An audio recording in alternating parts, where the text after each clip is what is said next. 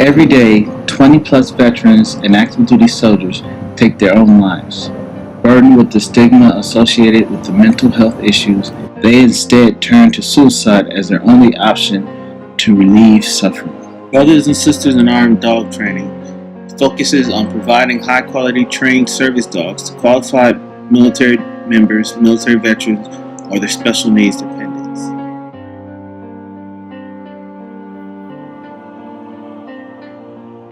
I'm Robbie Whitaker. I am a speech language pathologist. I'm also a vice president of Brothers and Sisters in Arms Dog Training.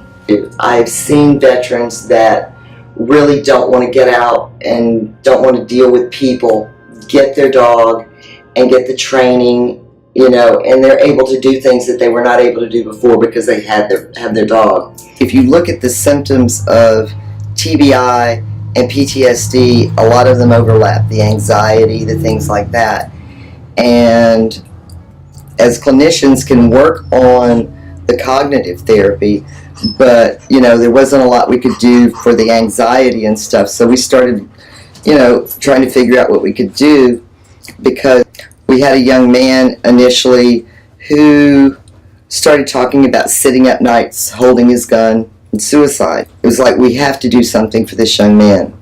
We contacted a program out of Texas. At that time, Phil, who's the founder of Brothers and Sisters, was working for them, and we met with Phil, and in discussing things, we realized that there was not a program in Louisiana, and sort of kicked it back and forth and decided to start our own program in Louisiana, because most of the programs charge outrageous amounts of money for a dog. Phil's whole thing is, we can do it for free for the veterans. If we raise the funds, we can help them train their own dog and use our funds to vet the dogs and get the other things they need, the ID cards and stuff. Before I know it, Phil had written everything for the 501c, and here we go.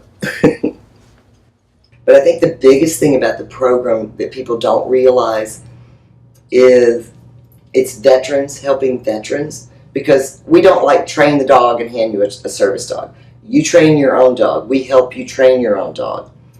And if you go out to the class, you'll realize there are multiple veterans there, and they get a lot of support from each other. I've seen, we've been doing this for 5 years, the connections between the different veterans of just being there for each other and helping each other out. So it's as much support from them as it is from the dogs. I got started with Brothers and Sisters. I was doing speech therapy here, and I met Phil, which is the founder of Brothers and Sisters, and I told him my situation, where I was not going to Walmart, but like 2 and 3 o'clock in the morning, because that was when less people was there. It's not a bad thing to ask for help, and this program is excellent. If you need help, or I would advise anybody to get a dog. Emotional support dog basically is a dog. It's a pet, but it's there for the person's emotional support. Like, if they've got nightmares, that dog may wake them up at night. If they're really sad, that dog knows it and comes over and it's like, come on, pet me. Let's not be sad.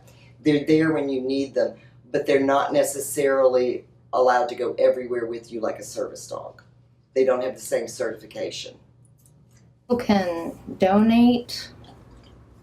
They can come out to events that we have and support us and get the word out there. If they can't donate, get the word out there that we're here, and spread the word. If they know somebody that is in need of a service dog, let them know about us so we can get them the help that they need.